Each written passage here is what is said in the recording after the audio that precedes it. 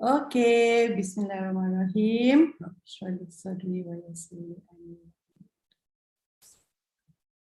Okey, assalamualaikum dan selamat pagi semua. Okey, saya Haslinda Kushairi sebagai MC anda untuk hari ini. Okey, sebelum kita mulakan, jom kita teks kita punya prospek dan downline, kita heret mereka masuk ke Zoom yang penuh ilmiah ini. InsyaAllah jika anda dengar suara saya, gambar saya clear, boleh tak berikan saya 1 di chat box?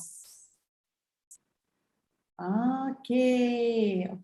Kalau anda dah heret downline anda bagi saya 2 di chat box. 1, 2. Ya, okey. Alright. Sebab belum ramai lagi ni, rugi kalau kita tak heret mereka bersama. Dulu Sifu dengan Simu saya selalu heret saya. Masuk macam tu.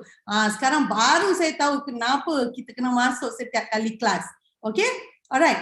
Baiklah. Sebelum kita bermula, beberapa peringatan untuk semua iaitu pastikan mikrofon mute sepanjang masa. Okey, jika anda ingin membuka kamera, pastikan berpakaian sopan.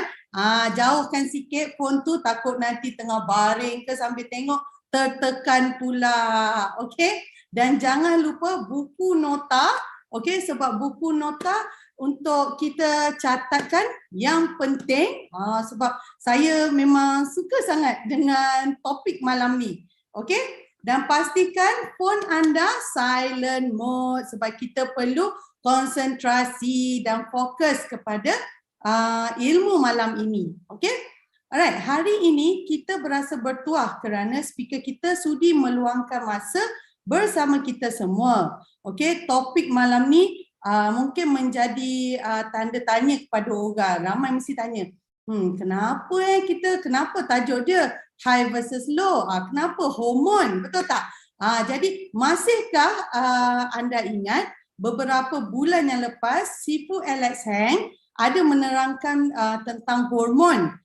Ingat tak? Tak ingat boleh cek balik dalam YouTube Datuk. Okey? Dan malam ini akan diperincikan oleh speaker kita. Hormon.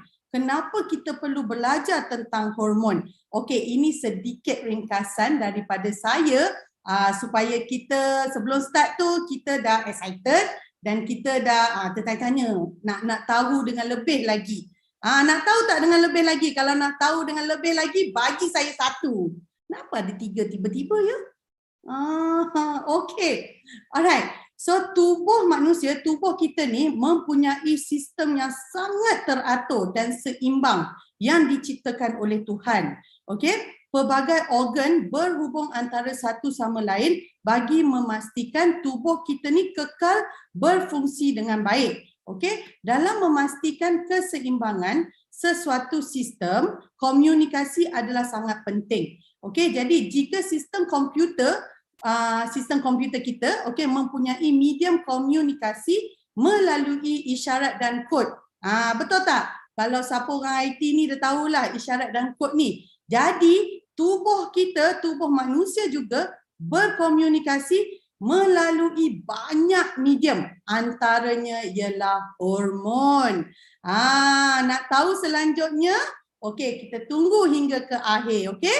Alright, sekarang saya ceritakan sedikit tentang speaker yang sangat saya kagumi. Okey, beliau adalah pangkat moyang, kira moyang untuk saya di dunia forever ini. Okey, tetapi bila kita berada di luar, dia seolah-olah seperti kakak yang sangat saya kagumi. Sebab kita tinggal satu negeri, satu daerah. Jadi kita selalu boleh berjumpa lah. Kalau dulu PKP kita tengok online je. Sekarang ni dah bolehlah berjumpa. Okay? Alright. Tetapi semangat beliau dan suami sentiasa menjadi pembakar untuk kami semua di bawah rangkaiannya. Alright, pernah sesekali saya berasa down, tapi mereka tak pernah mengabaikan kami, malah mereka berkongsi dan juga berkongsi kata semangat untuk berjuang dengan membantu mereka yang mengalami masalah kesihatan. Okey?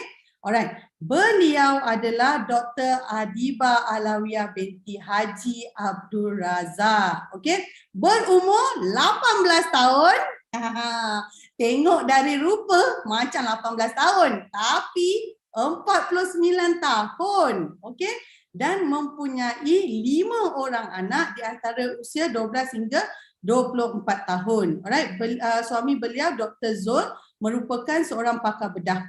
Okey. Dr. Adiba merupakan lepasan salah sebuah universiti tempatan dan membuat postgraduate study dalam bidang medical fisiologi dari Royal College of Surgeons in Ireland. Alright, Dr. Adiba pernah bekerja di beberapa buah hospital dalam bidang surgery, sakit puan dan medicine. Pekerjaan terakhir beliau adalah di Universiti Awam sebagai lecturer, okay, associate professor. Bidang penyelidikan beliau sebelum ini adalah di dalam bidang hormones and vasoconstriction atau vasodilatation effect.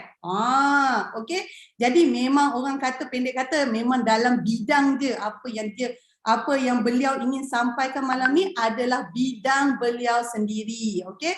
Kini Dr. Adiba membuat freelance dan juga business owner yang terlibat dalam banyak program kebajikan dan NGO seluruh Malaysia. Okay? So tanpa membuang masa, semua pun dah tak sabar, kita type, kita bagi dulu semangat 9333 di chat box. Cepat-cepat type. 9333 banyak. Okey, jadi saya ingin menjemput Dr. Adiba untuk menyampaikan sharing beliau yang bertajuk Hormone High versus Low. Okey, dipersilakan doktor. Okey, Assalamualaikum warahmatullahi taala wabarakatuh. Selamat pagi semua. Terima kasih kepada Linda. Ya Allah, Linda ni sebenarnya saya panggil dia Kajol nama glamour dia Kajol. Okey. So anyway, Rabbi shrahli sadri wa yassirli amri wahlul 'uqdatam min lisani yafqahu qawli. Pertama sekali saya ucapkan terima kasih pada Sifu Datuk Desmond sudi menjemput saya lah ke sini, yang tak seberapa banyak lah ilmunya, stock je nak berkongsi. Segan saya, sini ramai orang hebat-hebat lah saya rasa insyaAllah. So terima kasih juga kepada semua yang ada pada malam ini. Saya harap kita dapat belajar something lah. InsyaAllah saya tak akan guna masa lama. Tak boleh tidur lewat nanti hormon tak stabil. Kita nak cakap pasal hormon kan. Okay, so saya share saya punya slide saya. Okay, kejap.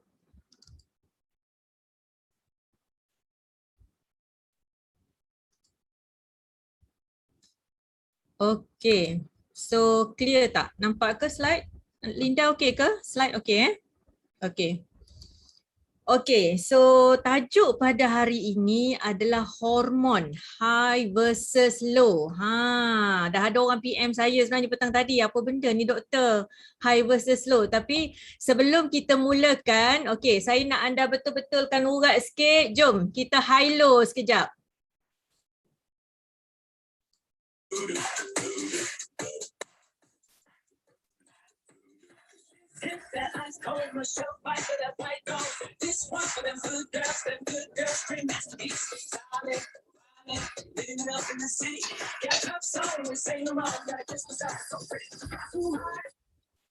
Kita nak high low ni ke apa ni Linda ni? Ke nak high low apa?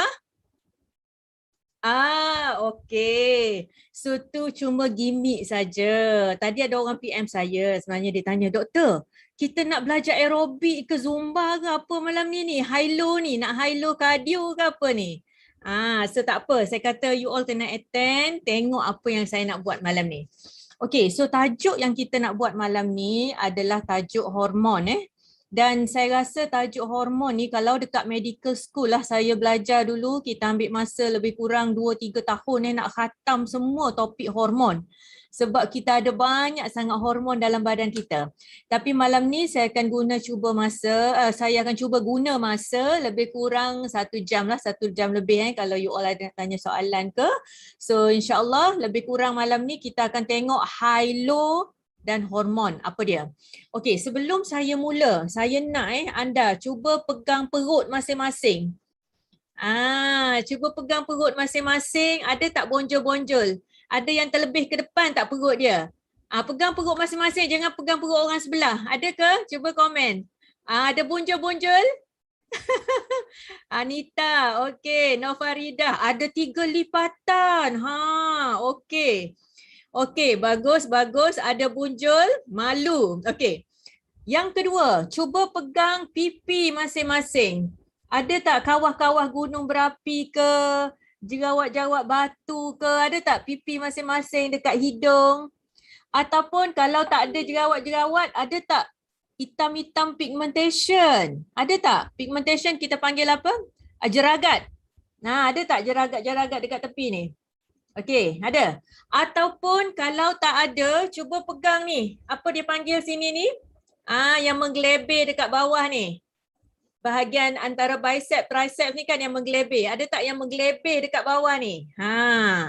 So malam ni sebenarnya kita nak tengok kenapa badan kita jadi gitu. Agak-agak lah, kenapa ada perut yang berbonjol-bonjol tu? Kenapa jerawat-jerawat ni tak hilang-hilang padahal umur dah nak masuk 50 dah asyik jerawat lagi.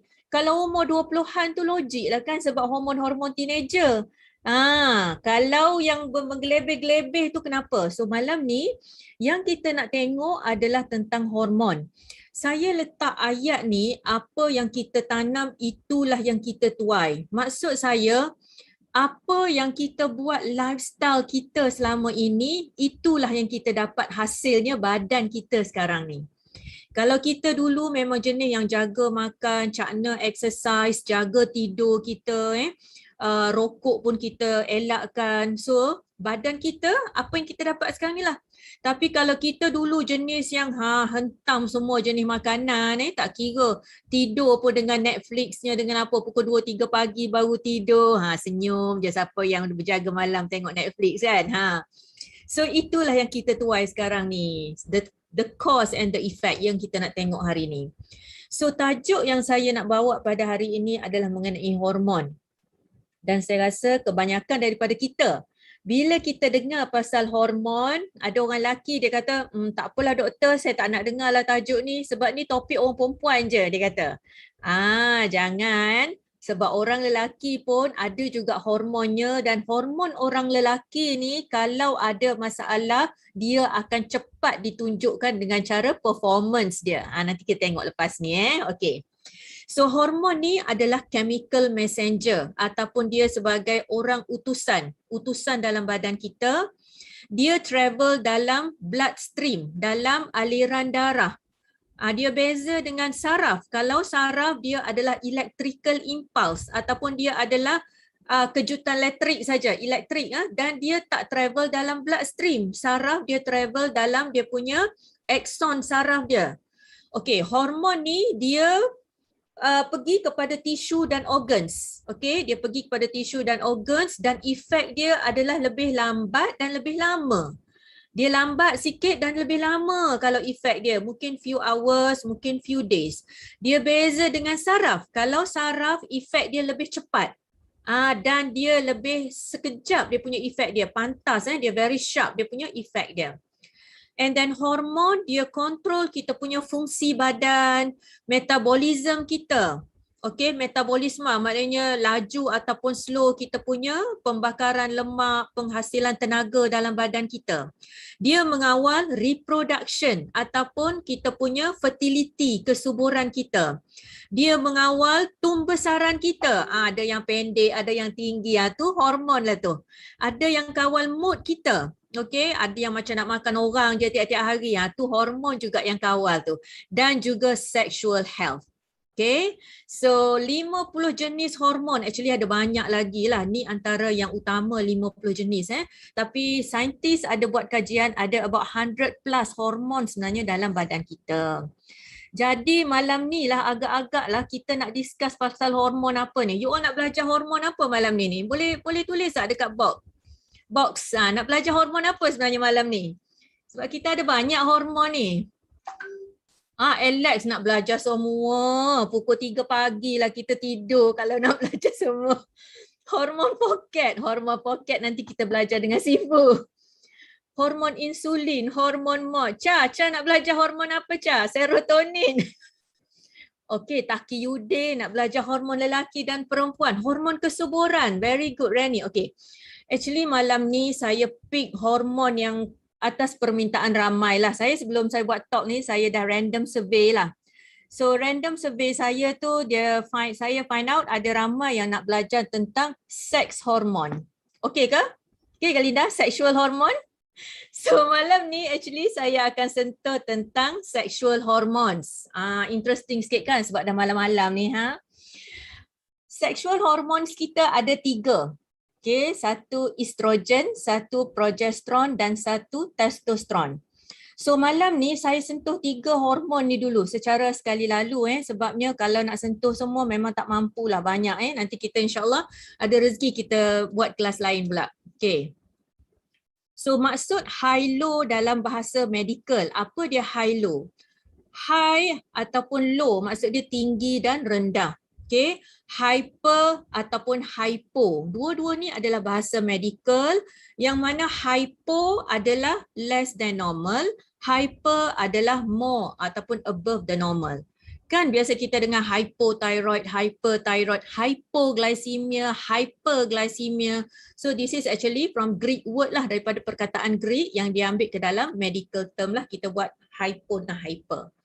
So hormon dia ada banyak Okey, saya kalau cakap pasal hormon ni memang naik syih sikit lah. Sebab bertahun-tahun duduk dekat lab, dekat kuliah apa semua kan, cerita pasal hormon ni.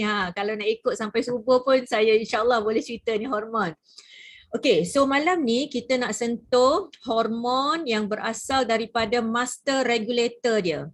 So pengawal utama badan hormon dalam badan kita dia terletak dekat sini. Dekat otak kita. Otak kita, tak ada saya punya simple otak. Okey, otak kita dekat bawah pelantar otak tu dia panggil hypothalamus. Bawah otak dia ada tempat kawalan fungsi hormon dalam badan kita. Dan dekat bawah hypothalamus tu juga ada kelenjar kecil. Nama dia pituitary gland. Ni pituitary gland. So master gland daripada hypothalamus dia keluarkan arahan kepada pituitary gland. Dan dia akan hasilkan, rembeskan kawal hormon ke seluruh tubuh kita. So ni adalah semua hormon dan organ dalam tubuh kita.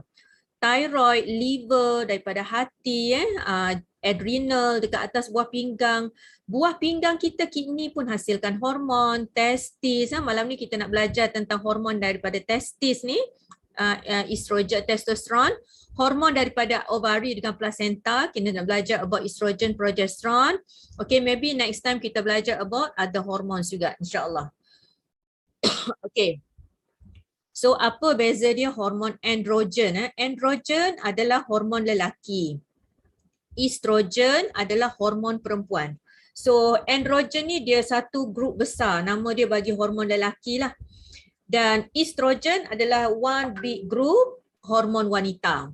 Dan androgen ni dia punya type ataupun jenis yang utama kita panggil testosteron. Estrogen dia ada 3 jenis yang utama bergantung kepada fasa mana kehidupan wanita. Okey, dia ada estradiol, dia ada estron dan estradiol. Okey, tapi yang paling kuat, yang paling powerful adalah hormon estradiol, yang bagi curve. Kalau wanita kan ada bentuk dia, bentuk badan dia lekuk situ, lekuk sini, semua tu estradiol. Okey, yang paling powerful dalam badan wanita. Tapi bahaya juga estradiol ni ataupun estrogen ni. Kalau dalam amount yang cukup, dia akan bagi shape yang elok wanita. Tapi kalau dia hyper ataupun dia terlebih estrogen, dia akan jadi out of shape. Tak ada shape langsung. Okay, straight saja ataupun besar situ, besar sini tak ada shape. So bahaya estrogen ni. Dan androgen adalah hormon lelaki yang dihasilkan di testis. Estrogen adalah hormon wanita yang dihasilkan di ovari. Androgen adalah bertanggungjawab untuk seksual reproduktif lelaki dan estrogen adalah untuk seksual reproduktif sistem wanita. So biasanya kita panggil kalau estrogen dengan testosteron ni dia saling melengkapi. Kita panggil yin yang dia. So yang dengan yin, female energy dengan male energy. So kalau ikut yin yang ni, dia adalah yin ni, female energy ni dia lebih kepada pasif, tapi tak semestinya jugalah, ramai juga yang aktif, agresif kan. Intuitive, creative, dark, stillness kalau ikut yin. Yang ni dia adalah male energy. Dia lebih kepada alpha energy, dominant, aktif, sebab dia adalah lebih kepada yang. Tapi this is just energy lah, kita bandingkan. Okay, now saya nak tanya dekat sini. Siapa dekat sini yang ada masalah bacaan kolesterol dia yang tak normal? Boleh saya tahu tak? Ramai tak ada dekat sini? Kita ada 700 lebih orang. Ada berapa ramai dekat sini yang ada masalah dengan kolesterol level dia yang tak normal? Ada ke?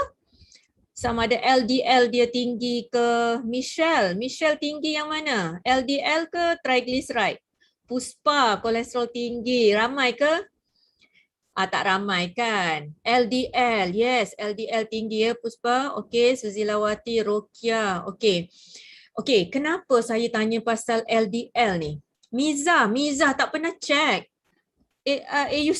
Miza ke ni? Kena check tau. You kena check. Every year at least kena buat sekali blood test. LDL tu, Rokiah binti Daud, LDL tu adalah low density lipoprotein ataupun kolesterol kita yang kita panggil bad cholesterol lah. It's actually not a bad cholesterol, tapi fungsi dia tu, kita panggil bad cholesterol, LDL tu. Okay, so ni adalah bacaan kolesterol biasa dalam darah kita. Kenapa saya tanya pasal kolesterol ni? Apa kaitan dia dengan hormon? Okay, tengok dekat sini. Kalau kolesterol kita ada masalah, hormon kita kemungkinan besar akan ada imbalance. Okay, you all tengok ni. Kenapa saya kata gitu? Okay, you flashback, throwback balik, tengok. Betul tak apa yang saya cakap?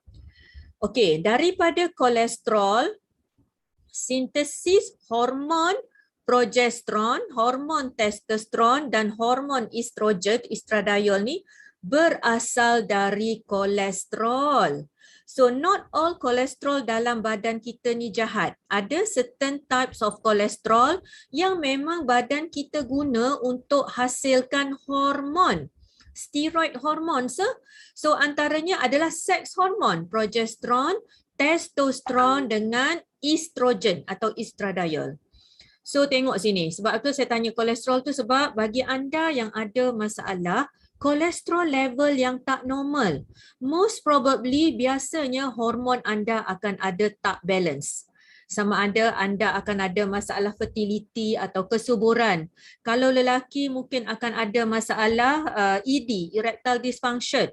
Kalau wanita mungkin ada masalah kulit, mungkin ada masalah belly fat. So tu adalah semua ada kaitan dengan masalah hormon yang tak stabil. Okey. Kita kategori hormon dalam badan kita dia ada banyak jenis. Satu kita panggil amine hormones. Ini adalah daripada asid amino. Asid amino ni dia membina hormon, contohnya norepinephrine. Ada jenis hormon daripada peptide. Asid amino dia akan bergabung pendek-pendek dia akan jadi peptide. Okey, contoh peptide adalah hormon oksitosin. Siapa ingat hormon oksitosin ni hormon apa? Siapa ingat hormon oksitosin? Siapa tahu? Ada cikgu bio tak sini? Tak apalah saya cakap lah, tak tahu. Awet muda. Okey, Najah. Yes, betul Najah. Oksitosin ni adalah hormon awet, bukan awet muda. Awet muda. Yes. Oksitosin juga adalah hormon bonding. Kita panggil bonding hormon. So memang betul oksitosin is one of the kita punya happiness hormone yang boleh panjangkan umur kita. Kita panggil hormon awet muda. So siapa yang nak tinggi oksitosin dia? Ada tak nak belajar? Saya nak bagi satu tips sini. Siapa yang nak awet muda? Siapa yang nak kulit dia tegang? Siapa yang nak umur dia panjang? Siapa yang nak sihat? Siapa yang nak sentiasa happy? Oksitosin dia kena dalam level yang mantap, yang tinggi. Apa yang you kena buat? Senang je. Pagi-pagi selain daripada jaga makan apa semua kan. Pagi-pagi sebelum pergi kerja, peluk dulu pasangan anda. Siapa tak ada pasangan tolong peluk tiang. Ataupun peluk bantal golek. Sebab bila kita hugging ataupun bila kita peluk pasangan kita, hormon oksitosin ataupun kegembiraan kita akan naik dengan tinggi. Senyum je Linda mentang-mentang lah dia dah tak PJJ sekarang ni kan. Boleh peluk, lepas ni boleh peluk. Okay, yes. So oxytocin is one of the happiness hormone yang akan bantu kita untuk beat a lot of diseases dalam badan kita insyaAllah. Next kategori adalah hormon protein, daripada protein. So amino acid dia satu amino acid dia akan bentukkan amine hormone. Amino acid yang bergabung jadi short chain dia akan bentukkan peptide hormones. Peptide hormones yang bergabung ataupun link antara satu sama lain dia akan bentukkan protein hormone. So protein hormone ni dia lebih besar dia punya molekul dia, antaranya adalah human growth hormone.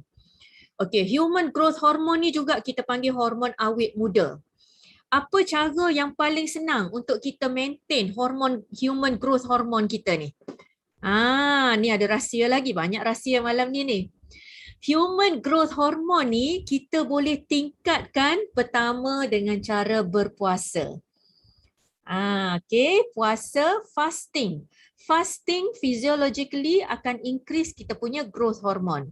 Yang kedua, growth hormone ni dia boleh meningkat dengan cara exercise. Cycling ke, ataupun kita jogging ke, kita apa-apalah, any types of exercise. Okay, tapi jangan sampai over exercise yang sampai you exert sampai terlalu penat yang gila-gila, tak. Dia exercise yang dalam keadaan kita punya heart rate kita dalam keadaan terkawal. So growth hormone kita akan naik. Jangan sampai stres, nanti growth hormone kita akan terbantut. Okay, last kali adalah kategori steroid hormones. Steroid hormones, contoh yang saya bagi tahu tadilah yang dihasilkan daripada precursor ataupun bahan hasil itu daripada kolesterol, iaitu testosteron, progesteron. So cuba tengok daripada amine, peptide, protein, steroid, benda-benda ni sebenarnya dalam pemakanan kita. So kalau kita tak jaga makanan kita, how come you nak expect hormon you akan stabil? Macam mana orang yang makan tak tentu hala, timing tak betul, portion makanan pun tak betul, tiap-tiap hari fast food. You won't get the best untuk balance kan kita punya hormon kita. Okay?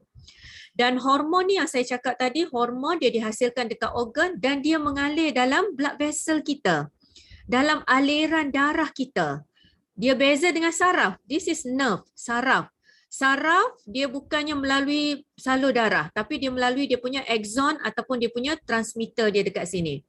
That's why orang yang ada masalah dengan kolesterol yang tinggi juga, yang mana dia ada masalah dengan aterosklerosis, lemak dalam blood vessel dia akan ada juga masalah dengan hormonal balance. So berjaga-jaga, hati-hati. Sebab sistem badan kita dia berkait antara satu sama lain. Okay, next. So jangan risau Rajah ni nampak dia sibuk sikit tapi it's okay. Saya cuba simplify.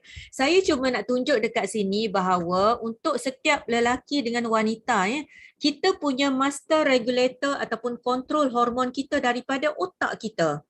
So betapa pentingnya Allah SWT dia jadikan otak kita ni, sebab itulah sebenarnya yang kawal segala hormon dalam tubuh kita. Daripada hypothalamus ke anterior pituitary kepada ovari, dekat sini dia akan hasilkan estrogen, progesteron. Dan badan kita ni dia ada feedback mechanism. Kalau terlebih terkurang dia akan bagi cakap ni dekat atas ni. Dia communicate. Pandai kan? Dijadikan dalam badan kita ni dia boleh communicate, bercakap antara satu sama lain. So estrogen kalau tak cukup dia akan bagi tahu dekat atas ni. untuk hasilkan lebih lagi. Kalau terlebih, dia akan bagi tahu untuk inhibit ataupun untuk stop penghasilan. Sama juga dengan hormon lelaki. Kalau terlebih testosteron, dia akan bagi tahu, okay, stop, the production is enough. Kalau terbanyak dia akan, kalau terkurang dia akan bagi tahu untuk lebihkan. So that's why bahaya kalau kita ambil hormon sintetik dari luar. Kan sekarang ni banyak sangat orang inject tu, inject ni lah, pergi gym, inject cucuk testosteron lah, nak suruh naik muscle lah, apa semua. Bahaya sebab bila kita dah masukkan estrogen, progesteron, testosteron daripada luar, dia akan ganggu the natural production of hormone dalam badan kita. And for your information, bila kita ambil hormon dari luar, dia dah tak sama action dia. Dia dah tak synchronize dah action dia dengan hormon dalam badan kita. So dia akan trigger. Dia trigger penghasilan sel-sel yang boleh ada kalanya mutate, bermutasi menjadi sel kanser. Na'udzubillah min zalik. So jangan pandai-pandai lah nak makan apa jamu-jamu lah, jamu ketat lah, jamu tegang lah, jamu cocok, jamu pacak, semua jangan, tak payah. Sebab benda semua tu akan ada risiko jangka masa panjang dia. Okay. So tengok, ni adalah otak manusia yang sebenar. Ni tak tahulah otak siapa lah yang derma otak dia. Saya ambil gambar daripada Museum Anatomy kan. Dekat Museum Anatomy, kalau siapa yang pernah masuk, dia ada organ-organ spesimen manusia yang dah postmortem, yang dah organ tu donated. So this is our real brain yang asal. So otak inilah sebenarnya yang mengawal penghasilan hormon dalam badan kita. That's why kalau ada orang yang accident ke, ataupun orang yang stroke ke, post stroke yang blood vessel dia dah rosak dekat otak ke, ataupun orang yang ada trauma, injury, pernah kena ketuk dekat otak ke, pernah jatuh ke, dia akan ada juga masalah dengan hormonal imbalance atau hormon dia akan jadi tak stabil. Okay, next. Ni saya tu nak tunjuk ni sikit, nak cerita ni sikit sebab ni berkaitan dengan hormon wanita. So wanita ni dia punya reproductive cycle dia adalah naik turun sebab wanita dia banyak dia punya fasa-fasa kehidupan dia. Daripada kecil akil balik masuk kepada menses, lepas tu mungkin ada dia punya naik turun hormon tu lah, fras bercinta lah, apa semua, tidur tak cukup, hormon akan naik. Lepas tu dia kahwin, dia bersalin, dia menyusukan anak, dia menopause. So fasa-fasa kehidupan manusia ni dia bagi banyak perubahan dalam hormon dalam badan kita. Dan salah satu fasa yang penting adalah fasa kita panggil reproductive cycle ataupun fasa reproduktif di mana wanita itu masih ada berkeupayaan untuk mengandung dan melahirkan anak. So tengok badan kita ni, ya Allah, tengok dikawal oleh, ni adalah kita punya rahim kita, lining dekat rahim kita, uterine lining. Ini adalah kita punya telur ataupun kita panggil ovum. Kita ni untuk wanita saja. Kalau yang lelaki dekat sini dia tak ada benda ni, jangan perasan lah Dia tak ada ni benda-benda ni, dia tak ada benda ni. This is only for wanita saja. Yang lelaki kita cerita lepas ni. Jangan risau, dia kena adil Saya cerita yang lelaki pula lepas ni. Okey, ni adalah ovum ataupun telur wanita. Ini adalah seks hormon, dia punya kitaran dia, dan ini adalah hormon dekat otak kita, dekat pituitary. Okay, so tengok daripada menstruation ni day 1 nampak day 1 bila seorang wanita tu dia dah menses, dia datang period, okay, ni bleeding. Bila masa period tengok telur ovum pada masa ini sudah mula nak mengembang. Dia belum lagi keluar, belum lagi ovulate. Dia baru nak besar telur sebab dia nak prepare untuk wanita tu nak pregnant. Proses persediaan kepada seseorang wanita untuk pregnant dan melahirkan zuriat. So telur akan mula membesar, nampak telur ni mula nak matang di dalam folikel ataupun kilang telur. Ni dalam ovari. Ni semua ni cerita dekat dalam ovari, ni semua cerita dekat rahim. Ini adalah kita punya level hormon kita. Okey. So apabila telur makin mengembang, makin membesar, makin matang nampak telur bila dia makin membesar dia akan mengeluarkan hormon estrogen. Hormon estrogen akan makin naik. Okey, ni hari pertama, hari kedua, hari ketiga menses. Biasanya hari ketujuh menses dia akan berhenti. Okey, habis menses ini. So bila habis menses, estrogen makin tinggi. Okey, dikeluarkan oleh ovum ni. Bila estrogen makin tinggi, okey, follicle stimulating hormone ni dia akan bantu untuk stimulate ataupun trigger untuk kematangan follicle. Telur dia makin matang, makin matang, ready dari nak keluar ni. Okey, apabila estrogen sampai pada peak dia, ovulation pun akan berlaku. Okey, keluarlah telur. So telur yang keluar ni akan segera diserbu oleh sperma bila dia masuk dalam dia punya fallopian tube dan semua tu. So telur yang dah mula keluar ni pada masa ni estrogen pun boleh telah mula drop. Apabila telur telah mula keluar, okey, dia akan mula berlaku penebalan dinding rahim. Ni dah ready ni. Dia dah mula tebal sebab nak ready. Kalau ada sperma dengan ovum yang bercantum, dia akan mula melekat dekat sini dan akan mula pregnant. Okay, so hormon akan makin naik, estrogen makin low, tetapi progesteron akan makin naik sebab kilang, okay, ataupun corpus luteum, tempat pelepasan telur keluar ni, dia punya tapak dia tu akan mula keluarkan hormon progesteron. Nampak tak? Hormon progesteron. Hormon progesteron ni, in other words, kita panggil hormon kegembiraan. Sebab tu mula-mula pada masa nak period tu hormon estrogen tinggi. Dia akan jadi moody lah, jadi nak marah lah, jadi macam, betul tak? Bila sebelum period kan, kita panggil premenstrual syndrome tu kan, macam-macam yang kita rasa, macam moody sangat. Tetapi bila progesteron dah mula ada, dia akan mula rasa perasaan marah tu akan mula hilang. Dia akan mula cool down because progesteron ni adalah hormon ketenangan, kebahagiaan. Dan progesteron dihasilkan dekat tapak corpus luteum ni. Dan progesteron dia akan mula dia buat blood nest. Blood nest maksudnya dia banyakkan saluran darah dekat sini sebab nak preparekan rahim tu untuk fetus tu lekat dekat sini kalau disenyawakan oleh sperma. So saya cuma nak tunjuk dekat sini bahawa badan kita sebenarnya memang totally dependent pada hormon. Kalau hormon kita tak stabil, tak payah ceritalah. Nak matangkan telur pun tak dapat, nak mantapkan dinding rahim pun tak dapat, nak bagi kegembiraan pun payah. Okay, so semua ni memerlukan hormon yang mantap. So that's why perlunya kita ambil tahu semua ini. Dan apabila kedua-dua hormon ni dah low, okay, sebab corpus luteum ni dah kurang penghasilan dia, makin lama makin kecil, lama kelamaan bila dah rendah hormon ni semua, dia akan hilang ataupun putus saluran darah ke sini, maka akan mula jatuh dinding rahim, jadilah next phase of menstruation. Okay, tapi kalau disenyawakan, bila disenyawakan, hormon akan naik balik, progesteron akan naik tinggi semasa pregnant, dan progesteron akan makin tebal-tebalkan dinding rahim kita.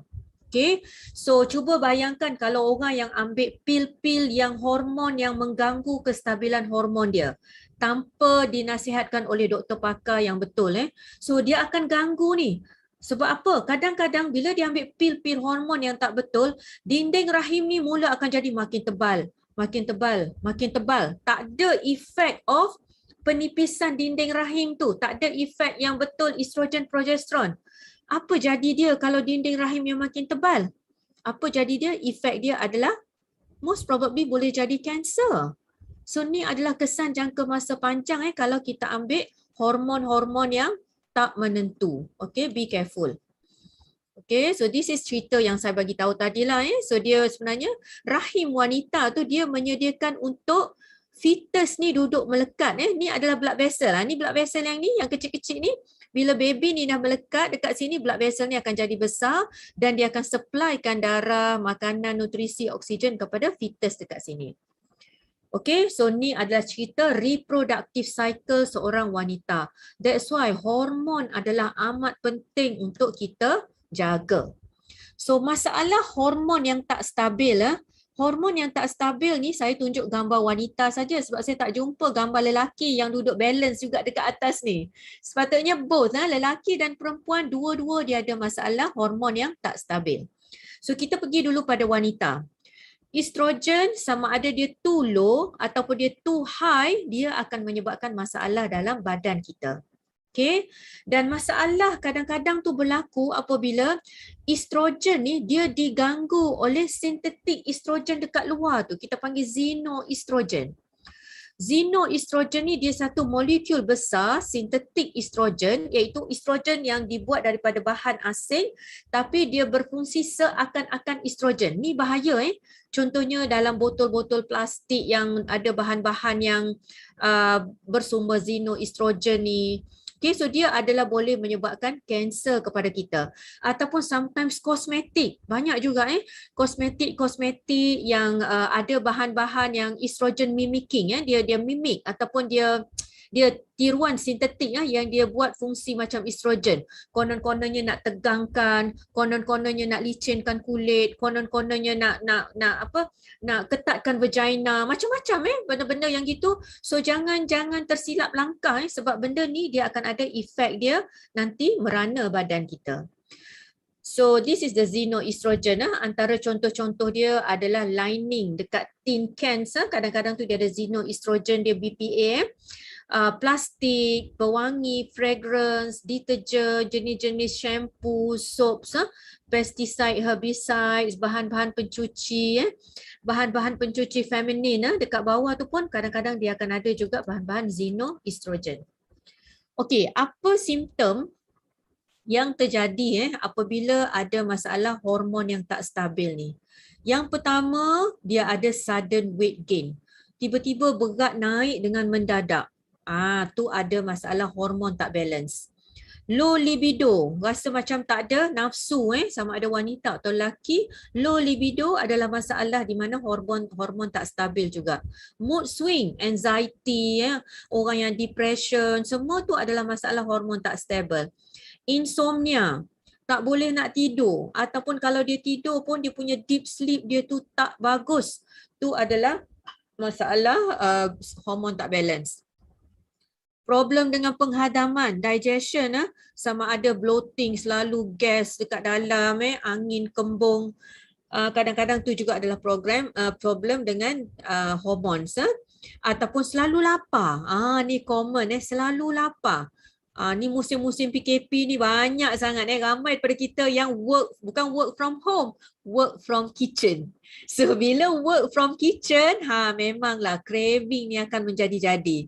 Lalu je dekat peti sejuk, mesti buka peti sejuk ambil kek. Lalu je dekat almari gerobok makanan ke apa, mesti buka ambil krepek-krepek. Sentiasa lapar, ada masalah dengan hormon juga.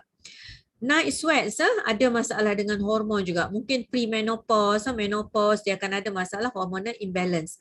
Ataupun sentiasa letih, fatigue, ni juga adalah masalah dengan hormonal imbalance. Okay. Dan banyak artikel, kajian-kajian yang dah dijalankan menunjukkan bahawa hormon, ada certain hormon yang boleh menyebabkan kanser. Okay. Carcinogenesis ni adalah penyebab kanser. Dan ada hormon-hormon tertentu termasuklah estrogen, progesteron, testosteron yang memang penyebab kanser. Yang kita nak tengok nanti lepas ni, saya akan tunjuk. Dan antara risk and protective factors for endometrial cancer. Ini adalah risk factor ataupun faktor-faktor risiko kepada kanser rahim, endometrial cancer. Antaranya adalah late menopause, menopause yang lambat, oral contraceptive, masa muda pernah ambil OCP, obesity, be careful. Siapa yang ada masalah berat badan, obesity, dia boleh bawa kepada risiko kanser. Estrogen replacement therapy ni jenis-jenis HRT lah, protective factors, pregnancy. Bila kita mengandung, kita akan ada opposed estrogen. Tadi saya tunjukkan bila kita pregnant, progesteron kita akan mula naik, dia akan oppose ataupun dia kurangkan efek of estrogen yang terlalu tinggi. Okey, combine OCP, okey, dan banyaklah. So ni saya cuma nak tunjuk faktor-faktor risiko dia. Okey. Saya tunjuk beberapa contoh kanser dekat reproductive organ yang berasal daripada masalah hormon estrogen progesteron yang tak stabil. Ni adalah contoh cyst. Ni bukan kanser, ni adalah cyst. This is dermoid cyst dekat ovari. Okey, ni ovari kiri yang ada cyst, ini adalah ovari sebelah kanan yang normal. Ni adalah rahim dekat tengah. Ni adalah dermoid cyst. Kita panggil jenis-jenis cyst yang nama dia dermoid cyst yang kita dah buang. Ni adalah fibroid. Fibroid pun adalah hasil daripada masalah kita panggil estrogen, progesteron yang tak balance juga. Okey, fibroid.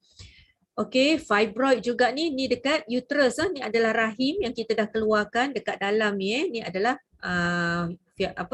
fibroid dekat dalam rahim. Ataupun breast cancer. Okey, kanser payudara dia juga adalah daripada masalah hormon yang tak stabil. Okey. Andaian kalau kecil 1 cm, mungkin kita tak boleh nak rasa dekat luar breast cancer yang kecil tapi bila kita buat mammogram ataupun mungkin ultrasound, ada possibility yang kita dah boleh detect. So kalau ada siapa-siapa dekat sini yang belum pernah buat mammogram 40 and above, sila buat sekali lah untuk pemeriksaan. Ataupun karsinoma, cancer. This is cancer uterus, rahim. Okay, ni rahim, ni adalah cancer dia, nampak tak? Okay, right fallopian tube normal, yang ni pun masih normal. Ni adalah kanser yang sudah agresif. Ataupun kanser ovari.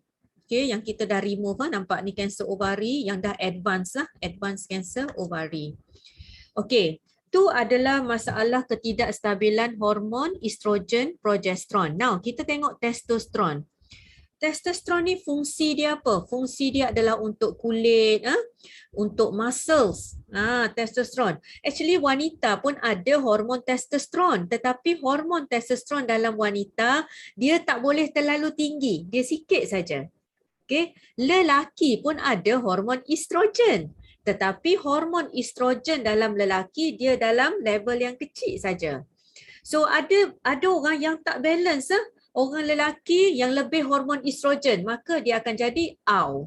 Dia akan jadi sotong. Orang lelaki, orang perempuan yang lebih hormon estrogen, apa jadi? Dia akan jadi terlalu alpha, terlalu dominan, terlalu tomboy. So itu adalah efek kepada hormon dalam badan. So testosterone very good untuk muscles, dia grow muscles, dia increase strength. Untuk tulang perlu testosterone, untuk brain. Okay, lelaki dia lebih fokus, dia sex drive, untuk sex drive lelaki. Mood, confidence, untuk memory, this is testosterone function untuk lelaki. Testosterone juga untuk bina sel darah merah, red blood cells, dan juga untuk sexual organ. Untuk penghasilan sperm, untuk erectile function, untuk ejaculation, untuk prostate growth, ni semua adalah normal function of testosterone. So apa jadi kalau testosterone low? Maknanya akan jadilah fizikal yang kita nampak ni. So testosterone dia protect daripada cardiovascular disease. Kalau untuk wanita, estrogen adalah protection kita daripada cardiovascular disease. Maknanya bila wanita atau lelaki tu dah masuk ke hormon menopause, ke umur menopause atau andropause, maknanya wanita dah habis dia punya menses dia dan lelaki dia punya testosteron dia very low. So at this menopause or andropause punya stage, risiko untuk kena serangan jantung biasa adalah lebih tinggi. Kenapa? Sebab testosteron and estrogen sifat dia adalah cardioprotective. So that's why bila masuk ke umur 40s, 50s, 60s, kena jaga betul-betul pemakanan, lifestyle, tidur, social kita supaya hormon kita berada dalam julat ataupun range yang normal, yang terbaik untuk badan kita. Okay, so tadi kita tengok wanita, apa kanser-kanser biasa dalam wanita. Kalau lelaki, kita tengok kanser biasanya dekat bahagian prostate. Okay, ataupun testicular cancer ataupun prostate cancer. Prostate ni kalau lelaki dia, kalau bukan kanser, biasanya dia masalah prostate enlargement. Prostate dia ni bengkak. Okay, prostate ni tak ada pada wanita, pada lelaki saja. So dekat bawah bladder ni pundi kencing lelaki, ni adalah kelenjar kencing, nama dia urethra. Sini adalah prostate gland. Prostate gland ni tempat penghasilan air mani apa semua kan. So kalau masalah prostate yang bengkak, kita panggil benign prostatic hyperplasia. Dia adalah masalah prostate yang bengkak, biasa disebabkan oleh masalah penuaan hormon dan dia akan halang daripada pundi kencing ni. Jadi nak kencing tu tak boleh masalah tak boleh nak keluar air kencing, pundi kencing akan jadi bengkak, doktor terpaksa masuk tube untuk keluarkan air kencing. Kalau bukan prostate tu yang bengkak benign yang tak bahaya, ada possibility dia adalah kanser. So doktor akan check lah, akan check darah dan sebagainya baru kita tahu kanser dan sebagainya. Dan ada juga di kalangan lelaki yang ada masalah testicular cancer ataupun kanser testis. Okey. Itu adalah masalah apa jadi kalau hormon tak normal. Now saya nak masuk sikit apa kaitan hormon dengan pemakanan dan lifestyle kita. So apa kaitan dia Cuba tengok lifestyle kebanyakan daripada kita. Ada tak lain lifestyle gini? Sibuk lah, sibuk sana sini tak sempat lah. Sibuk-sibuk pun nampak duk main game ni kan. Tapi maksud saya kalau sibuk yang betul, sibuk kerja, assignment banyak, dengan on call-nya, dengan outstation-nya, kadang-kadang kita tak terperasan kita makan benda-benda yang tak sihat. Kita makan benda-benda yang fast food sampai bawa kita fast dapat disease. So lifestyle kita sebenarnya menentukan kita punya kesihatan kita. Okay, this is very serious. Saya letak artikel ni sebab ni adalah antara yang paling common. Okay, top causes of sleeping problems among Malaysian. Kenapa masyarakat kita ni tak dapat tak berjaya nak dapat tidur yang sempurna? Sebab apa? Tidur dengan masalah hormon dia adalah berkait rapat antara satu sama lain. So bila tak dapat tidur yang betul, hormon akan jadi haywire, akan jadi tunggang terbalik. Cuba tengok, stress, anxiety, depression dia akan ganggu tidur. Unhealthy lifestyle, kurang exercise dan sebagainya, sleep habits yang tak betul. Contohnya dalam bilik dia letak banyak gadget-gadget sangat, okay? Ada banyak electromagnetic wave akan ganggu dia punya brain wave, dia akan ganggu sleep kita, deep sleep kita. Ataupun ada environmental issue, masalah bau, masalah bunyi, masalah cahaya dan sebagainya boleh ganggu. Ataupun this is very common, spending too much time on gadgets. So ni juga boleh mengganggu sleeping pattern. So ingat kalau tidur kita tak betul, maka hormon dalam badan kita pun akan tak betul. Okay, remember. Okay, healthy versus unhealthy lifestyle. So kita dah tahu semua benda ni. Saya dah tak payah repeat dah sebenarnya. Kalau saya tanya setiap orang dekat sini, mesti semua dah tahu apa dia healthy lifestyle, apa dia unhealthy lifestyle. Tetapi tepuk dada tanya diri masing-masing, buat ke tidak? Semua orang boleh bercakap tapi not many of us can walk the talk. Those of you who really walk the talk, you adalah orang yang paling kuat sekali. Okay, so tengok the destiny is in your hands and yours alone. Tak ada orang boleh suruh you untuk dapat healthy lifestyle. Tak ada orang boleh paksa. Yes, maybe boleh paksa sekejap. Maybe spouse you, pasangan you boleh paksa sekejap. Abang stop lah merokok bang. Mungkin boleh paksa sekejap. Tetapi kalau you tak ada desire dekat dalam untuk berubah, you tak akan berjaya ubah you punya lifestyle you. Okay. Now, apa dia essential tips untuk kita balancekan hormon kita? This is very general. Nanti saya akan pergi lebih spesifik kejap lagi. Exercise regularly. Yang ni penting. Saya nak highlight exercise regularly sebab ramai daripada kita yang exercise. Tetapi kita exercise dengan cara yang salah.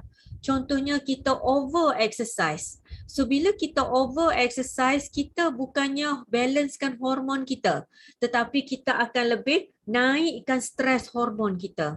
Bila stres hormon kita naik, dia akan bawa komplikasi sakit jantung, stroke, okay, tekanan darah tinggi, kencing manis dan sebagainya. So make sure ada ilmu exercise yang betul. Bagus kalau you all ada coach exercise masing-masing, fitness coach, physical coach, tapi kalau tak ada coach pun at least you carilah ilmu, apa ilmu exercise yang betul ni. Banyak boleh baca dan sebagainya. Organic. The best is actually organic. Tapi saya tahu kebanyakan makanan organic ni dia MAHAL. Mahal. Tetapi that's the best. Kalau you all boleh invest beli organic foods, itu adalah yang terbaik untuk badan. Sebab organic foods ni dia punya production dia bersih, no pesticides, no herbicides. Soil tanah dia tu dia hasilkan daripada sumber mineral yang banyak. So organic is the best. Tapi kalau tak ada organic, make sure kita pilih makanan yang tinggi kualiti dia. Okay, avoid toxic cosmetics.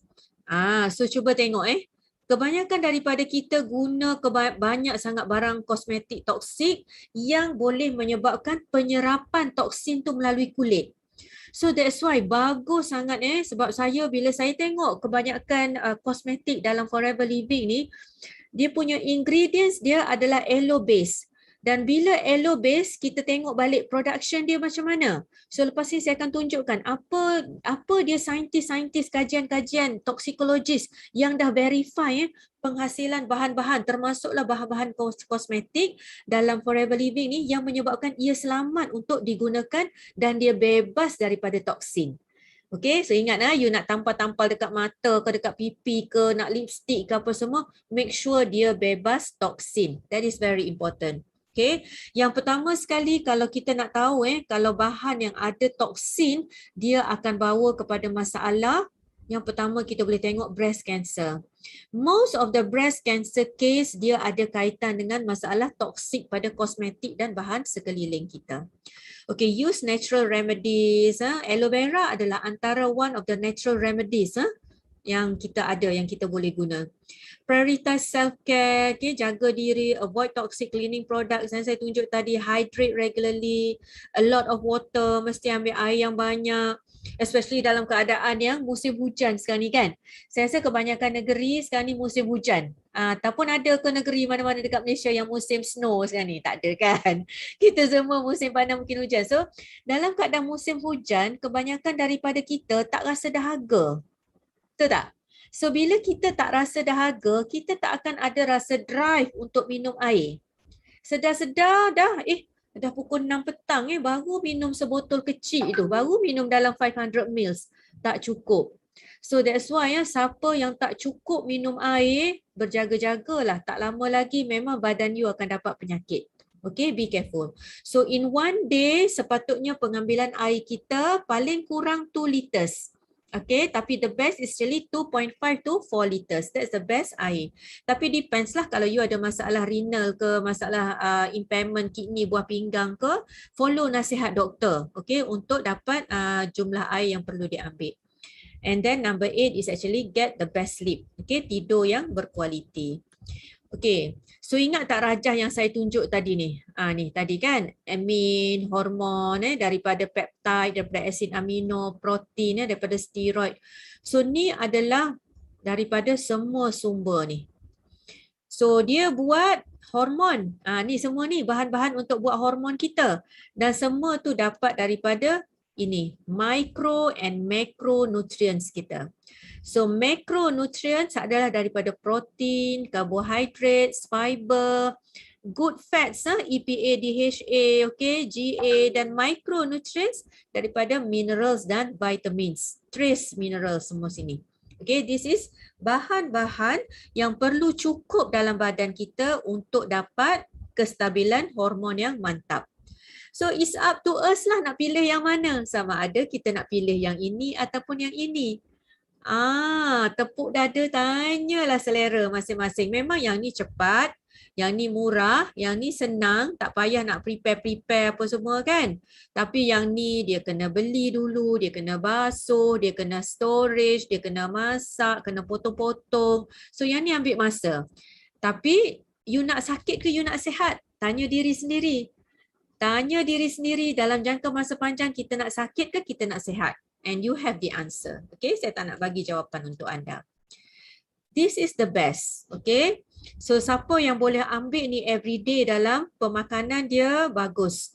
Ulam-ulam kampung, tak payah, tak perlu nak ulam-ulam western, nak salad-salad apa semua, memang boleh, tak ada masalah.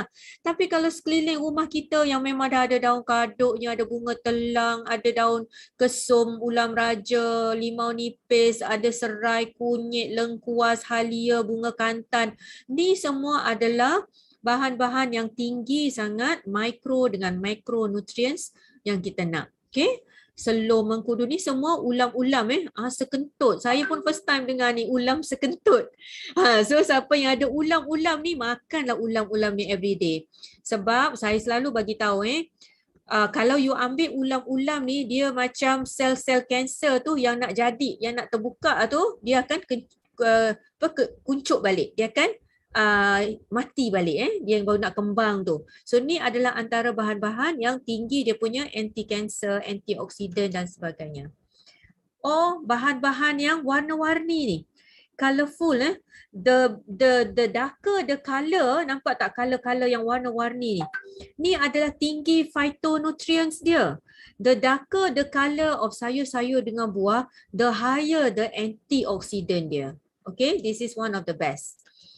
Okay, now. So, saya nak andai sebelum kita nak convince anak kita makan sayur, contoh.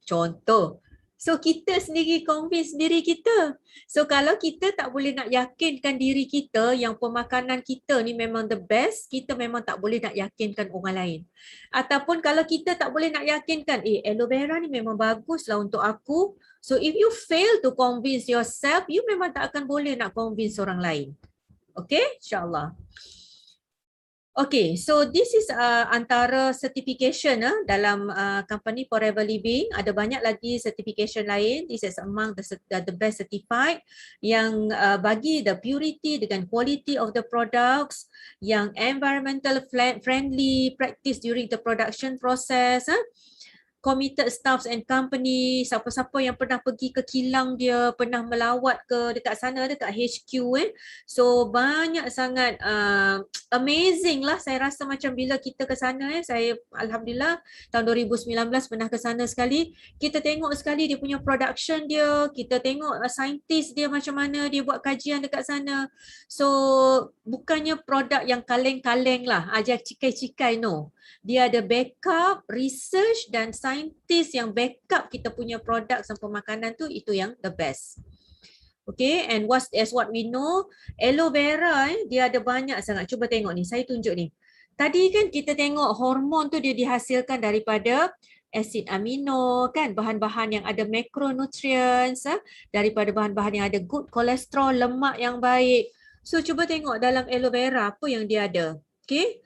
Ni adalah antioksidan yang tinggi, anthraquinones, dia ada amino acids. So those are the amino acids dalam ni yang akan bantu untuk stabilize the hormone kita. Dan dia ada lots of vitamins, ada minerals yang ni pun akan bantu hormones tu dia nak move dalam kita punya salur darah kita. Dia ada enzim yang betul. Setiap hormon dia nak act, dia nak bergerak daripada satu tempat ke satu tempat. Dia nak hasilkan tindakan enzim metabolisme dalam badan kita. Dia akan perlukan bahan-bahan ini. Okay, so ini adalah antara one of the best makanan yang kita boleh ambil yang dah melengkapi segala keperluan untuk kestabilan hormon kita. So tak payah risaulah sekarang ni tak ada stok tu lah, tak ada stok ni lah, alah doktor tak ada ni lah, tak ada tu. Saya kata why not you really utilize, you gunakan apa yang ada. You ada aloe vera, you ada pemakanan seharian you ada nasi, you ada sayur, you ada ulam, you ada ayam, ikan dan sebagainya, you ada aloe. So just guna dengan cara yang bijak, tak perlu kita nak merungut-rungut benda tak cukup dan sebagainya. Okay? And this is aloe vera ni sebenarnya dia adalah yang paling banyak sekali dia punya grower dia Forever Living ni dia the largest grower, dia penghasil yang banyak, producer and distributor. So we don't have to worry about the raw materials dia, memang pure daripada ladang dan kilang dia. Okay, saya suka sangat bila saya mula-mula tengok produk ni, saya terus jatuh cinta dengan scientific advisor board dia. Sebab apa? Sebab bila kita kaji tengok kebanyakan produk lain pun saya tak kata this is the one and only. Sebab maybe ada banyak lagi produk lain yang bagus. Tapi this is among saya not kata the one and only, I said among the best. Sebab apa? Sebab saya dah jatuh cinta dengan dia punya scientific advice board. Cuba tengok, setiap physician yang ada dekat sini, setiap scientist or doctors yang ada dekat sini, they all ada dia punya qualification dia yang sah. Dia ada dia punya kajian-kajian research dia yang bukannya setahun dua. Those Dr. Roger, Dr. Peter and Dr. Wallace, dia punya research kajian dia dalam bidang klinikal, products dan sebagainya, bukan 1-2 tahun tetapi sudah lebih daripada 20-30 tahun. Kalau Dr. Wallace ni, Dr. Wallace Hayes ni, dia punya toxicologist ni, dia adalah pakar yang kaji toksin. Tahu tak toksin? Toksin kan, dia substan yang bahaya yang menyebabkan badan kita dapat penyakit. So dia ni memang kaji toksin tu je sampai dia tulis buku teks yang setebal beribu muka surat tu. Dia boleh tulis buku teks, dia dah tulis beratus-ratus jurnal dan artikel, dan dia dah kaji dari segi farmakologi, dari segi toksin, apa bahan dia, apa bahan yang kita perlu avoid, apa yang kita perlu masuk, stabilizer apa yang selamat, apa, semua tu dia dah kaji. So saya tak tahulah, saya kata Masya Allah, saya dah tak payah kaji dah. Dulu saya memang kaji, saya duduk dekat lab, masa dekat Royal College apa semua, saya memang kaji.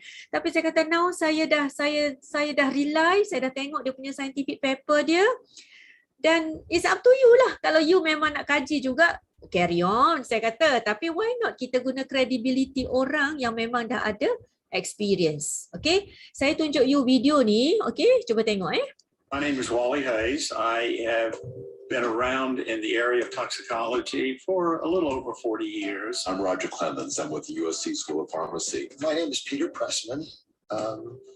I studied medicine at Northwestern University. I was trained as a chemist and then became a toxicologist through advanced training and also working on the job. My background really is in nutrition and biological chemistry. So I understand how food and nutrients and drugs are metabolized in our body and what the benefits may be or the contraindications may be when we consume these kinds of substances. I was trained at Northwestern, at Rush Press St. Luke's in Chicago, and at the University of Wisconsin.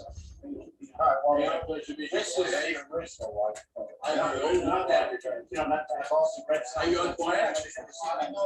think that the important thing that we bring to Forever is the uniqueness of the team, ranging from somebody that is very, very specialized and well-known in the area of nutrition, a clinician, and someone who is well-known and respected in the area of food safety and that broad area of toxicology. The executive team of this organization is committed to excellence, is committed to safety, is committed to evidence-based positioning of its products and its ingredients. Very few companies will make that kind of commitment. And I think the thing that struck me the most was the sincerity that Rex, who is the owner of the company, has in wanting to not just develop good products, but to develop products that people all over the world can use, and they can also generate income so that they can have better lives.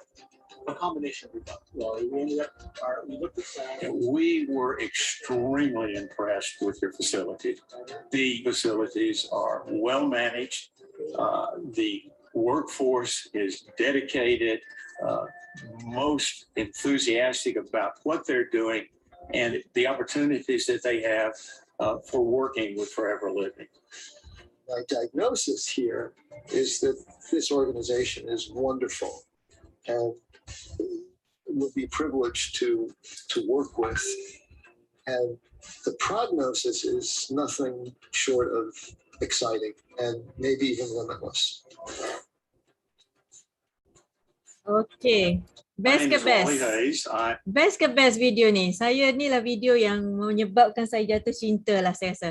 Kalau you all perasan yang last kali kan, Dr. Peter tadi yang last kali dia cakap, dia punya diagnosis adalah this is the most wonderful. Dia rasa this is a wonderful organisation dia kata.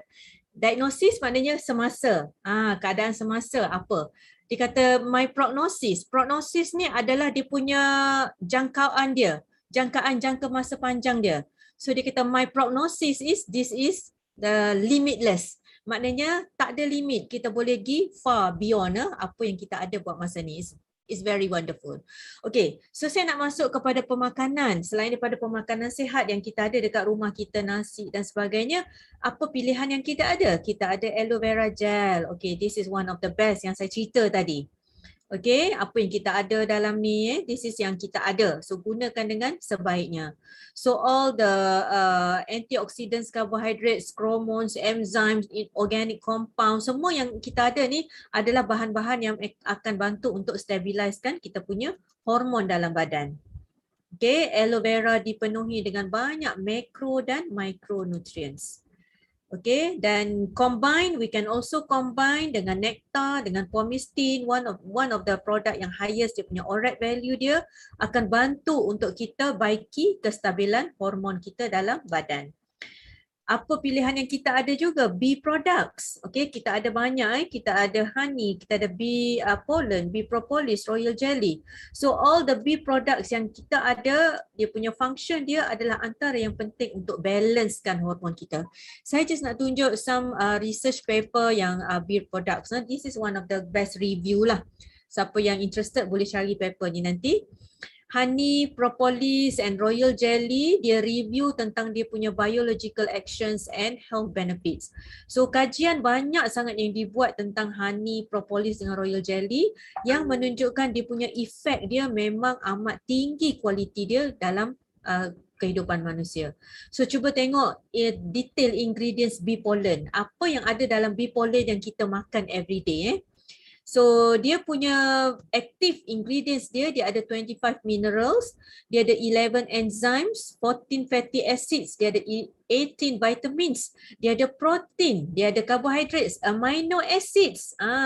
Ni adalah antara sumber penting. Good fats. Dalam ni pun ada good fats yang boleh bantu hasilkan hormon, steroid hormones kita, estrogen, progesterone, testosterone. So yang lain-lain, amino acid semua ni boleh bantu kita punya amines, hormon, peptide, hormones, okay, yang lain-lain. So that's why bee pollen adalah antara satu pemakanan yang lengkap. Kalau tak nak ambil vitamin lain pun, ambil bee pollen, that's more than enough dah. Okay, selain daripada aloe vera gel. Okay, dan bee pollen, tengok very good untuk prostate health. Bagi siapa-siapa lelaki yang belum lagi ambil bee pollen, tolong ambil segera. You will never know bila you punya hormon you akan ada haywire yang boleh ganggu masalah prostate. Okay, bee pollen very good for ladies, wanita, untuk boost the energy. Bee pollen bagus untuk siapa-siapa yang nak cepat turun berat badan sebab dia enhance, dia akan lajukan kita punya metabolism kita. Dia protect daripada free radicals, dia bantu digestion dan juga dia regulate weight kita. Juga bagus sangat untuk reduce cardiovascular disease. Okay, so siapa yang risau tak ada atiksi lah macam mana ni, bee pollen one of the function dia boleh bantu juga untuk reduce risiko of cholesterol plaque juga dalam kita punya blood vessel, boleh bantu.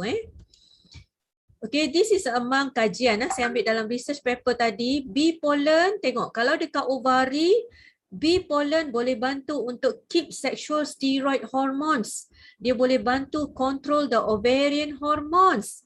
Overall boleh bantu enhance reproductive performance. Siapa yang ada masalah fertility, siapa yang ada masalah period yang tak betul selalu tunggang terbalik period dia. Siapa yang ada masalah premenopausal ataupun menopausal symptom, bee pollen is one of the best product. Okay, bee pollen juga dia akan bertindak dekat gut kita, dekat usus kita, dekat intestine kita. So overall tindakan bee pollen dekat usus, dia akan bantu tingkatkan villi length. Villi ni adalah tempat penyerapan, penyerapan makanan. Setiap makanan yang masuk dalam mulut kita, dia belum jadi milik kita. Dia belum jadi hak kita selagi dia tak diserap dekat vilai. This is the vilai. So bila dia diserap dekat vilai, barulah dia masuk dalam darah kita, barulah dia jadi tenaga dan sebagainya. So bee pollen dia akan bantu dia akan bantu kesihatan vilai ni. Selain daripada lignin saponin dalam aloe vera kan, saponin akan bantu clear, bersihkan toksin yang dekat celah-celah vilai. Lignin akan bantu untuk penetrate yang dalam aloe vera. So penetration akan jadi lebih baik. So overall effect dia akan enhance ataupun akan bantu productive performance dekat usus kita. So makanan yang dimakan akan lebih cepat diserap, akan lebih efisien dia punya penyerapan dia. Okay, so banyak lagi lah action bee pollen. Kalau dekat sini you boleh tengok lah anti-immune, increase immune system musim-musim COVID ni ambil lah bee pollen bagus sangat. Anti-inflammatory dan sebagainya. So apa lagi yang kita ada? Kita ada Arctic sea. This is a good fats yang akan bekalkan good fats kepada brain kita, kepada steroid hormones kita, dan kita ada juga Forever Light as a main source of protein dalam badan kita untuk baiki sel-sel kita yang rosak, untuk bina muscles dan juga untuk bantu stabilizekan hormon kita. Ni part best ni. You all mesti suka ni. Hormon lain yang akan bantu badan kita berfungsi dengan cara yang maksimum adalah these 4 hormones, iaitu dopamine, serotonin, oksitosin dan noradrenaline ataupun nama lain dia norepinephrine. Okay, happiness, kalau masa happiness untuk tinggikan kebahagiaan, kegembiraan, keceriaan kita, serotonin kena tinggi. Serotonin kan banyak dalam makanan-makanan kekacang dan sebagainya, ayam banyak serotonin. Untuk love, untuk love kena ada ketiga-tiga, serotonin, kena ada oksitosin, kena ada dopamine yang tinggi. So those 3 hormones tinggi, so akan hasil lah rasa cinta yang tinggi. Anxiety, tengok anxiety, dopamine dia low sangat. So kalau dopamine tak cukup, orang tu akan sentiasa rasa resah, gelisah, anxious sangat. Okey, sentiasa bimbang, sentiasa fikir, anxiety. Stress, orang yang stres, sentiasa stres, dia punya epinephrine dia tinggi. Ataupun kita panggil stress hormon, kortisol dia pun tinggi juga. Orang yang depressed, masalah depression, dia punya dopamine dia low, dia punya serotonin dia low, so dia akan sentiasa jadi sedih, depression. Okay, next. Those are the 4 hormones yang sebut tadi lah. So serotonin, dopamine, endorphin. And these hormones kita boleh bantu dari segi pemakanan. Those are the foods yang bantu untuk happy hormones. Dan juga hormon-hormon ni dia dibantu juga oleh kita punya exercise. So exercise yang betul, cara tidur yang betul, dia akan bantu untuk release the good hormones. So ni adalah antara contoh-contoh food, contoh-contoh pemakanan yang akan stimulate ataupun bantu untuk trigger kita punya good hormones dalam badan kita. Tomato, Swiss chard, asparagus, chia seed, semua ni. Tapi kita ni kalau dah sibuk-sibuk sangat, busy, tak sempat meeting sana sini, kita beli yang ni kan, betul tak? Drive thru je, senang je drive thru, Burger King lah, apa lagi, McD lah kan, senang beli air botol je lah, Coke je lah. So benda-benda ni sebenarnya adalah benda yang those are the foods yang akan destroy kita punya happiness hormones kita, menyebabkan jatuh ke zone depression, anxiety dan sebagainya. So kesimpulannya, yang pertama, keseimbangan hormon amat penting. Pemakanan dan gaya hidup amat perlu dijaga. Central controller untuk keseimbangan hormon adalah otak. So penting sangat kita jaga kita punya kesihatan brain kita. Dan pastikan kesihatan otak berada pada tahap yang terbaik. Okay, so this is just for the last few slides lah. male brain, female brain kan, orang compare. Kalau female ni banyaklah nak pergi shopping, nak pergi macam-macam shiny things, tengok benda-benda yang ni, phone lah, parking lah, banyak banyak.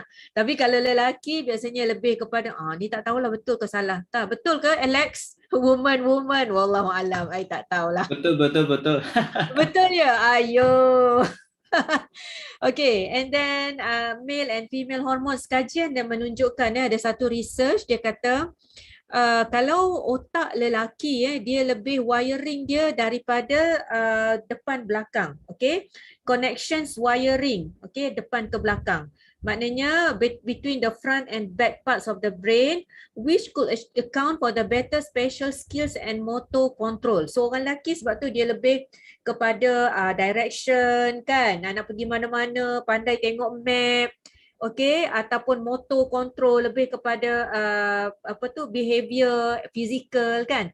Tapi kalau wanita, dia punya saraf dia lebih menyambung daripada hemisfer kiri, hemisfer kanan. Kiri kanan dia banyak cross antara satu sama lain. So that's why kajian menunjukkan wanita ni dia lebih kepada skill yang dia ada insting dia, sebab dia cross wiring saraf dia tu. Dia lebih kepada verbal, sebab untuk verbal dia punya neuron ataupun saraf dia kena cross hemisfer. So wallahu alam, kajian saintis menunjukkan gini. So saya rasa ni saja kot last slide saya okay. The more you worry, the more you throw off the delicate balance of hormones required for health. So dia vicious cycle lah. Kalau kita risau, hormon kita akan jadi tunggang terbalik, kita jadi stres tu akan jadi lebih, hormon tak betul dan sebagainya. So we have to break the pattern. How to break the pattern? You must have a good circle. Cari circle kawan-kawan yang betul. You break the pattern dengan you ambil a new lifestyle. Cuba exercise, cuba ambil pemakanan yang betul dan sebagainya. Okay, so saya rasa tu saja kot. Maybe ada 1-2 soalan lah kalau ada yang nak tanya. Kalau tak ada soalan, kita end up here. Saya tak nak habis lewat sangat ni sebab very important kita jaga kita punya melatonin hormon. Kita tidur lewat, kita punya melatonin hormon kita akan jadi low. So bila melatonin kita low, you tak akan dapat you punya deep sleep you. Bila deep sleep you tak cukup, you tak akan dapat baiki you punya masalah kencing manis, darah tinggi, obesity dan sebagainya. Okay?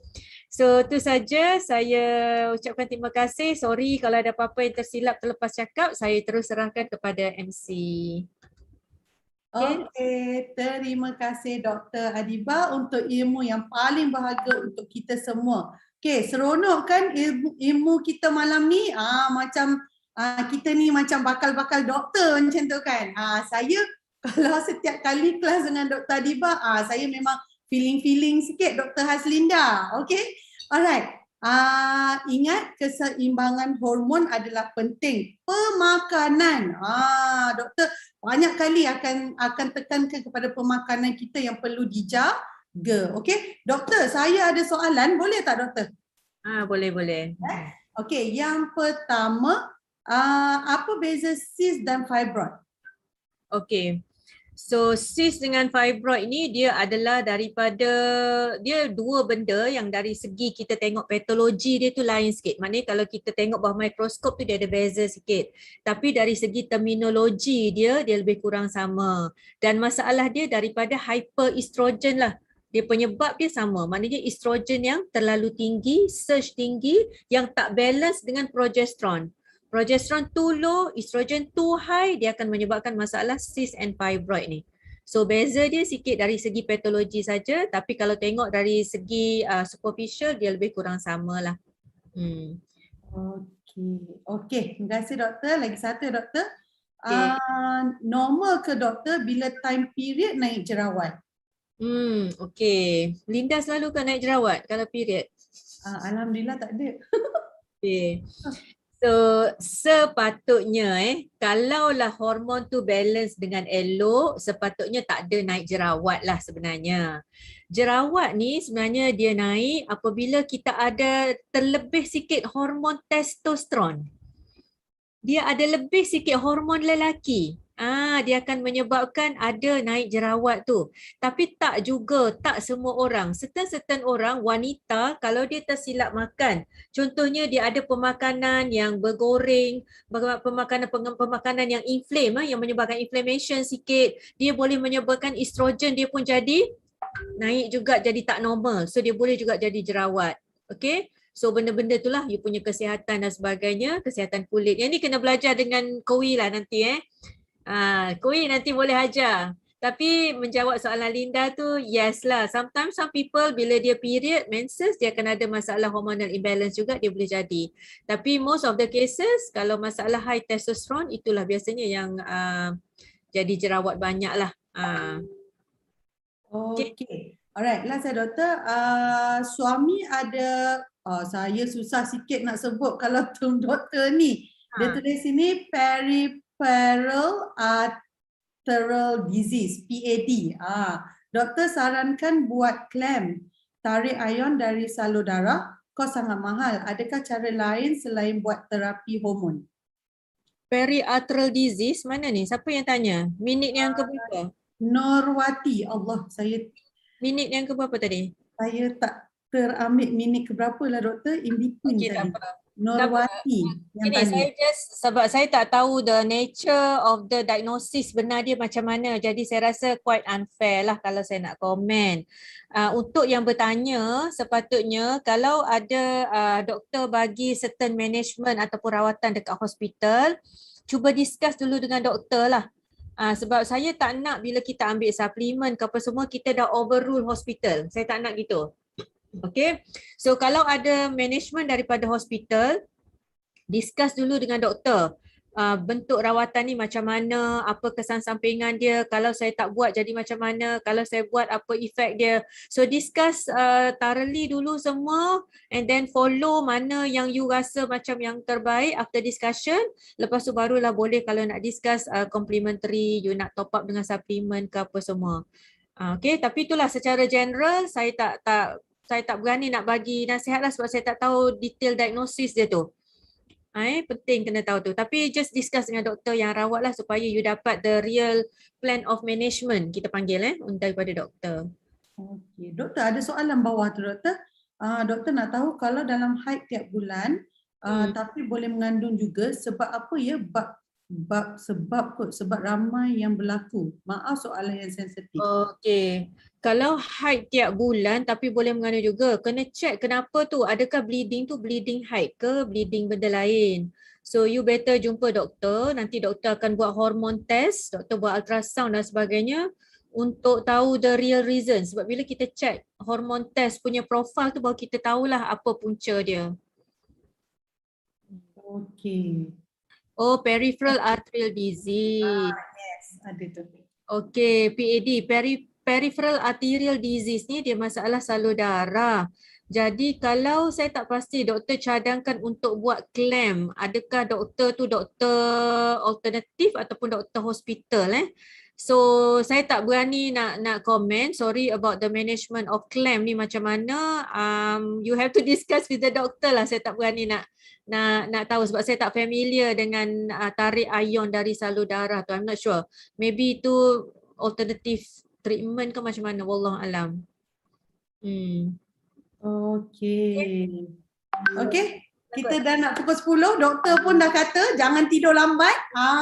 Saya pun kalau mesej doktor malam, Linda tidur, esok kita sambung. Okey. Alright. So terima kasih kepada Dr. Adiba. Semoga ilmu yang dikongsikan oleh Dr. Adiba dapat memberi manfaat kepada kita semua, bukan pada kita tapi untuk kita sama-sama membawa diri kita, keluarga kita dan orang ramai ke arah kesihatan yang lebih baik. Okey, terima kasih kepada sifu-sifu dan simu-simu. Terima kasih kepada Dr. Adiba kerana memberi saya peluang untuk menjadi MC di malam penuh ilmiah ini. Okey, so last kali untuk malam ni, boleh tak kita on camera dan kita ambil gambar? Okey? Alright, Sifu Alex tu ambil gambar? Okey. Okey, on camera. Wah, semangat. Baru nampak Papa Berry tu. Tadi tak on camera. Okay. Okay, ready? 1, 2, 3. Love. Okay, 1, 2, 3. Page yang kedua ada banyak page. 1, 2, 3. Page yang ketiga. 1, 2, 3. Page yang keempat. 1, 2, 3. Page yang kelima. Okay, 1, 2, 3. One more time. Okay. Very good. Okay. So back to our MC tonight. Okey, so terima kasih kepada semua sehingga kita berjumpa lagi. Okey, Assalamualaikum dan selamat malam. Bye. Terima kasih Dr.